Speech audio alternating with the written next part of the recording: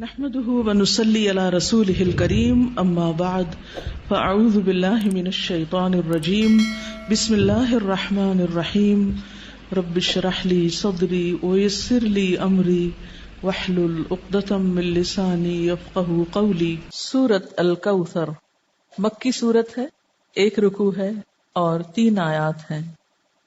اس سورت کا دوسرا نام سورۃ النحر بھی ہے۔ اس کے شان نزول میں ایک روایت آتی ہے، دلائل النبوہ میں ہے کہ جس شخص کی اولاد یعنی بیٹا مر جائے تو عرب اس کو ابتر کہتے تھے۔ ابتر کہتے ہیں جڑ کٹے کو، کہ اس کی نسل ختم ہو گئی۔ جس وقت آپ کے صاحبزادے قاسم یا ابراہیم کا علیہ السلام بچپن میں ہی انتقال ہو گیا تو کفار مکہ نے آپ کو ابتر کہہ کے پکارنا شروع کر دیا یا طعنہ دینے لگے۔ ایسا کہنے والوں میں عاص بن وائل کا نام خاص طور پر ذکر کیا جاتا ہے۔ اس کے سامنے جب آپ کا ذکر کیا جاتا، آپ کی کوئی بات کی جاتی تو نفرت سے کہتا اس کی بات چھوڑ دو، یہ کچھ فکر کرنے کی چیز نہیں، کیونکہ وہ تو ابتر ہے، اس کو ختم ہونے دو، اس کا تو کوئی نام لینے والا بھی باقی نہیں رہے گا۔ جب اس کا اپنا انتقال ہو گیا تو کوئی بھی اس کو یاد نہیں رکھے گا، کیونکہ عربوں کے ہاں بیٹے ایسی چیز تھے جن پر وہ بھروسہ رکھتے تھے اور جنہیں اپنی شان اور عزت کی چیز سمجھتے تھے۔ تو اس پر اللہ تعالیٰ نے آپ پر یہ سورت نازل فرمائی۔ بسم اللہ الرحمن الرحیم، انا اعطیناک الکوثر، بے شک ہم نے آپ کو کوثر عطا کی۔ کوثر کا لفظ کاف سے رے سے ہے، کثرت کے معنی میں۔ اس کے کئی مفہوم بتائے گئے ہیں۔ ایک معنی تو اس کا خیر کثیر سے کیا گیا ہے کہ بہت کثرت سے ملنے والی خیر اور بھلائی، کیونکہ کوثر کے لفظ میں بھی مبالغہ پایا جاتا ہے، اس کا لفظی معنی ہی خیر کثیر بنتا ہے، تو بعض نے اس کو لفظی معنی میں لیا ہے۔ پھر اسی طرح اس سے مراد وہ نہر بھی لی گئی ہے جو جنت میں آپ کو عطا کی جائے گی۔ پھر اسی طرح اس سے مراد وہ حوض بھی ہے جس سے آپ اپنی امت کو پانی پلائیں گے۔ ابن کثیر نے کوثر سے مراد خیر کثیر ہی لیا ہے، کیونکہ خیر کثیر میں پھر ساری چیزیں آ جاتی ہیں، وہ جنت کی نہر بھی آ جاتی ہے، حوض کوثر بھی آ جاتا ہے، اور آپ کو جو فتوحات دنیا میں نصیب ہوئی، اسلام کا بول بالا ہوا، آپ کا مشن آپ کی زندگی میں مکمل ہوا، یہ تمام چیزیں اس ایک لفظ میں شامل ہو جاتی۔ گویا جتنی نعمتیں آپ کو ملی ان سب کے لیے ایک جامع لفظ ہے کہ آپ کے دشمن آپ کے بارے میں جو بھی کہیں، لیکن ہم نے آپ کو خیر کثیر عطا کر دی ہے، وہ خیر کثیر جس کا سلسلہ دنیا سے شروع ہو کر آخرت تک جاتا ہے، یعنی صرف آخرت میں نہیں، دنیا میں بھی آپ کو خیر کثیر عطا ہوئی۔ اس کے بارے میں کچھ احادیث بھی ہیں۔ حضرت انس کہتے ہیں کہ ایک روز آپ صلی اللہ علیہ وسلم مسجد میں ہمارے درمیان تھے، اچانک آپ پر ایک قسم کی نیند یا بے ہوشی سی طاری ہوئی، پھر ہنستے ہوئے آپ نے سر مبارک اٹھایا۔ ہم نے پوچھا، اے اللہ کے رسول صلی اللہ علیہ وسلم، آپ کے ہنسنے کا سبب کیا ہے؟ آپ نے فرمایا کہ مجھ پر اس وقت ایک سورت نازل ہوئی ہے، یعنی اس سورت کے نازل ہونے پر آپ مسکرائے۔ پھر آپ نے بسم اللہ کے ساتھ یہ سورت کوثر پڑھ کر سنائی۔ پھر فرمایا، تم جانتے ہو کوثر کیا چیز ہے؟ ہم نے کہا اللہ و رسولہ عالم۔ آپ نے فرمایا یہ ایک نہر ہے جس کا میرے رب نے مجھ سے وعدہ فرمایا ہے، جس میں خیر کثیر ہے، اور وہ حوض ہے جس پر میری امت قیامت کے روز پانی پینے کے لیے آئے گی۔ اس کے پانی کے پینے کے برتن آسمان کے ستاروں کی تعداد میں ہوں گے۔ اس وقت بعض لوگوں کو فرشتے حوض سے ہٹا دیں گے تو میں کہوں گا میرے پروردگار یہ تو میری امت ہے۔ اللہ تعالیٰ فرمائے گا آپ نہیں جانتے کہ ان لوگوں نے آپ کے بعد کیسا دین اختیار کیا، یعنی نام آپ کا لیتے تھے لیکن طریقے آپ والے نہیں تھے۔ بہرحال اس نہر کے بارے میں معراج کے واقعے میں بھی کچھ تفصیلات ملتی ہیں۔ بخاری کی روایت ہے، آپ صلی اللہ علیہ وسلم نے معراج کے واقعے میں فرمایا، میں ایک نہر پہ پہنچا جس کے دونوں کناروں پر خولدار موتیوں کے ڈیرے لگے تھے۔ میں نے جبریل سے پوچھا یہ نہر کیا ہے؟ اس نے جواب دیا یہ کوثر ہے۔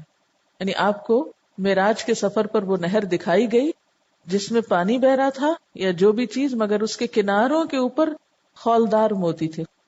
سیدنا ابو عبیدہ نے حضرت عائشہ سے پوچھا کہ کوثر سے کیا مراد ہے؟ انہوں نے کہا کوثر سے ہر وہ بھلائی مراد ہے جو اللہ نے آپ کو عطا کی.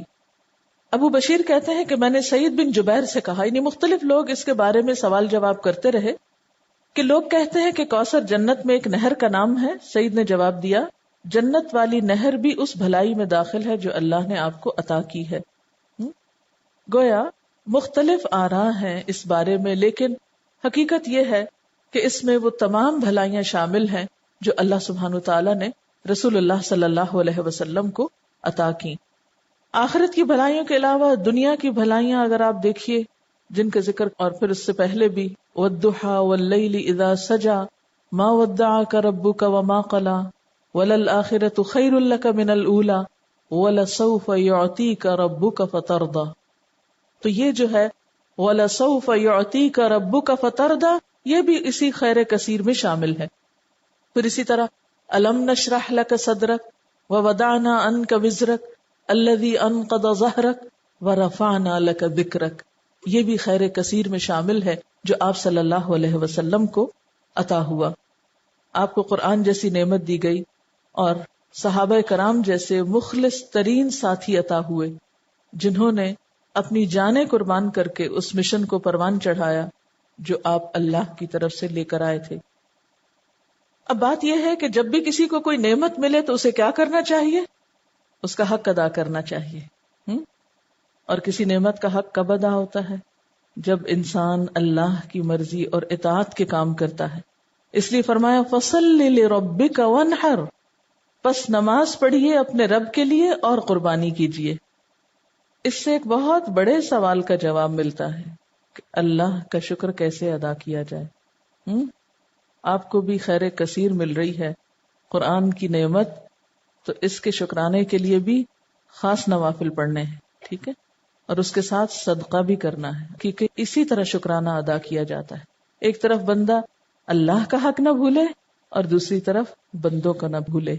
عام طور پر اس موقع پر خوشی منائی جاتی ہے اور پھر خوشی منانے میں سب کچھ اپنے اوپر ہی خرچ کر لیا جاتا ہے.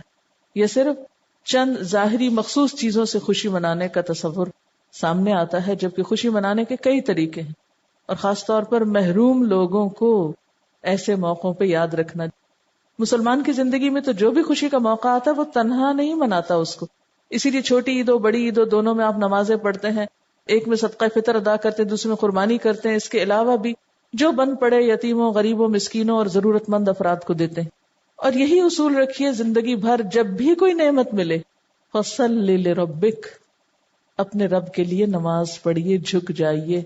وَانْحَرْ، اور قربانی کیجیے. نحر بنیادی طور پر اونٹ کی قربانی کو کہا جاتا ہے، یعنی قربانی ٹھیک ٹھاک قسم کی. اونٹ سب سے بڑا جانور ہے نا، تو اپنی حیثیت کے مطابق جو بھی اللہ توفیق دے. اسی لیے کہا جاتا ہے کہ حضرت عبداللہ بن عمر نے شاید سورۃ البقرہ کے خاتمے پر 7 اونٹ ذبح کیے تھے. عربوں کے ہاں سب سے بڑی دولت اونٹ تھی، ان کی متاع یہی تھی. اور کسی کو آنر دینا ہوتا تو اس کے آنے پر اس کی مہمانی میں اونٹ ذبح کیا کرتے تھے، مرغی بکری نہیں بلکہ اونٹ. تو اسی طرح صدقے کا جو انتہائی تصور ہے، یہ بڑی سے بڑی چیز اللہ کی راہ میں دینا ہے، وہ کیا ہے؟ جو بن پڑے میکسیمم انسان کو دینے میں وہ دے اللہ کے راستے میں. وَانْحَرْ، اور قربانی کیجیے. یعنی نحر سے مراد اونٹ کی قربانی، اور اس کا مسنون طریقہ کیا ہے کہ اس کا پاؤں باندھ کر حلقوم میں نیزہ مارا جاتا ہے، کھڑا کر کے اس کو قربان کیا جاتا ہے. اسی سے پتہ چلتا ہے. ویسے تو قربانی کے لیے اور لفظ بھی آتے ہیں نا، لیکن یہاں نحر سے خود بخود واضح ہو رہا ہے کہ یہ اونٹ کی، کیونکہ صرف اونٹ کو اس طرح ذبح کیا جاتا ہے، باقی جانوروں کو لٹا کے ذبح کیا جاتا ہے. اور ویسے بھی آپ صلی اللہ علیہ وسلم کو حکم تھا قل ان صلاتي ونسكي ومحياي ومماتي لله رب العالمین. تو فصل لربك، دکھاوے کی نماز نہیں، وہ جو پچھلی صورت میں آئی ہے الذين هم يراؤون ويمنعون الماعون. ایک تو اپنے اندر کے حرص اور بخل ختم کرنے ہیں، اور دوسری طرف دکھاوے کی نماز نہیں، فصل لربک کرنی ہے. ونحر، اور قربانی بھی اپنے رب کے لیے کرنی ہے. نتیجہ کیا نکلے گا؟ ان شانئک ھو الابتر، دشمنوں کو اللہ خود سنبھال لے گا، برا چاہنے والے خود مصیبت میں گرفتار ہو جائیں گے. عموماً کیا ہوتا ہے جب انسان کو نعمت ملتی تو ساتھ ہی حاسد بھی پیدا ہو جاتے ہیں نا، ساتھ ہی جیلسیز شروع ہو جاتی ہیں، خواہ دین کی نعمت ملے یا دنیا کی ملے. یہ ایک انڈرسٹوڈ سی بات ہے. تو آپ صلی اللہ علیہ وسلم صادق اور امین تھے، لوگوں کی آنکھوں کا تارا تھے. جب سے آپ کو نبوت ملی